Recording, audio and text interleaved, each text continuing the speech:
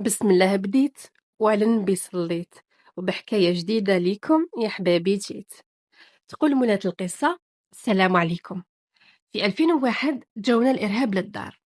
كنا نسكنوا في دوار صغير بين تيس مسيلت وعين الدفلة. المهم جاو عند دار جدي، كنا نسكنوا كامل مع بعض. نشفى مليح على هذاك النهار، كان وقت المغرب. جدي وخوالي كانوا يدخلوا في الغنم ويحسبوا فيها كما كل يوم، وماما وخالتي يحلبوا في المعيز وانا واقفة معاهم. هما جاو من الجهة اللي كنا فيها، شافونا كامل، فاتوا علينا قعدوا غير يشوفوا فينا. من بعد واحد مكحل عينيه يخوف في وجهه، قال لي: دار فلان وين؟ على جارنا. انا من الخوف سكت. ماما حكمتني من يدي وجات مدخلتني، حتى قالها: اي راني نهدر معاك احبسي. قالت له: خالتي دوك نعيط لبابا هو يوريها لكم. خالتي راحت لجدي وخوالي، خبرتهم. جاو قدام الدار وإحنا نسمعوا في كلش. قالوا لجدي: ضياف ربي. جدي سكت. قالوا له: وجد لنا زوج كباش وجيب لنا شوية كرموس وعنب مع العشاء ومن بعد نرجعوا ليك. وسقساو على هذا اللي كان يسكن في الدوار نتاعنا. قالوا له: سمعنا باللي وليدو دخل للعسكر. قال لهم جدي: ربي يعلم. وراح لدار هذا اللي سقساو عليه. المهم كانوا تقريبا واحد 10. هما راحوا وجدي قال لخالي: دوك تدي النساء توصلهم للبلدية تاع خو جدي. وقال الخالي ثاني: انت روح تذبح لهم الخرفان ووجدهم، ولا نحي لهم شويه عنب وكرموس. كيما كان الحال، خالتي وماما لبسوا حجاباتهم ورحت معاهم. تقريبا واحد الساعه وحنا نمشيو باش وصلنا للبلديه، حتى نسمعوا في الرصاص.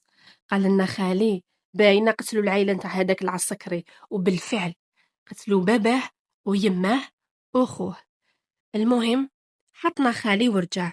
هما كي رجعوا الكلاب لقاو الخرفان وصوالحهم واجدين. واحد منهم قال لجدي: قبيله شفنا واحد الطفله عجبتنا، حابين نقراو فتحتها دوكا وندوها معانا. عليا انا كان عندي 15 عام هذاك الوقت، كنت نقرا سنه ثالثه متوسط. قال له جدي: هادوك كانوا ضياف عندي وغير كيما جا باباهم مداهم. قال له: وش من طريق فاتوا معاه؟ قال لهم جدي: واحد الطريق منا. المهم غلطهم، حتى قال الواحد فيهم: معليش كي تجي ضيفة الخطرة الجاية رانا نجو نقراو الفاتحة نتاعها. وراحوا. المهم غدوة من داك يطلع النهار جاو العسكر ولي جوندار لهذيك الدار اللي قتلوا فيها هذيك العائلة. قعدوا يسقسوا في الجوارين، قالوا لهم: جاو داو من عند دار جدي الخرفان، وجوارين الاخرين كل واحد وش داو من عنده. جاو العسكر داو جدي وخالي وثلاثة جوارين واحد اخرين. من بعد طلقوا خالي. قال لهم جدي: انا ما ديت لهم ماشي ولادي. المهم جدي فوتوه جنايات في المجلس تاع القضاء نتاع تيارت، داروا له الدعم والاسناد. وجدي قال لهم: انا خفتي قتلوا ولادي، كيفاش نقول لهم نمدلكمش؟ ما حبوش يستعرفوا به. في 2002 خرج الحكم تاع جدي، حكموا له 7 سنين. وانا جا بابا دانا، كنا نسكنوا في خميس مليانه، وخالتي راحت معانا. قالت لها: ماما ما نخليكش ترجعي لتما. بعد ما دخل جدي للحبس، خوالي قرروا يبيعوا كلش ويروحوا للمدينة. أي الإرهاب سمعوا بلي خوالي حابين يهربوا من تما. كانوا تقريبا كل 10 أيام سمانة يجوا كل خطرة.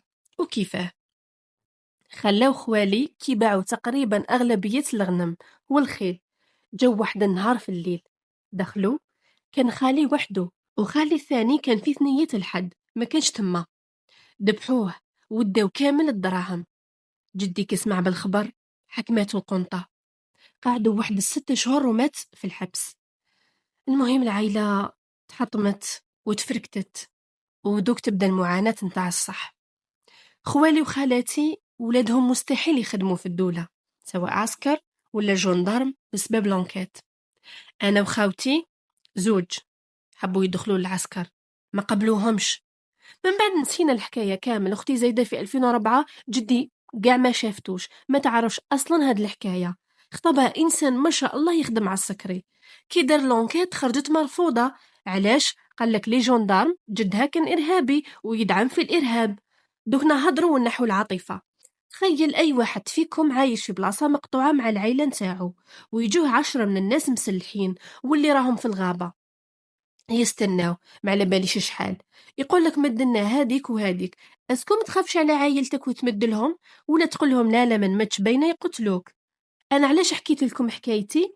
باسكو هاد القرار راه ضيع عايلتي كامل، بنات خالي وخالاتي كامل ولادهم ما يدخلوا يخدموا في الدولة، وبناتهم ما يتزوجوا اللي يخدموا في الدولة. أنا دوك واش ذنبي من هذا الشي اللي صرا في فترة وفاتت؟ دوك كيفاش إرهابي دارولو مصالحة وطنية وسمحولو وراه يتمشى عادي، وأنا جدي اللي مات محقور وزاد قتلو خالي وفرقتو العايلة مازلنا نخلصو في العواقب ليومنا هذا.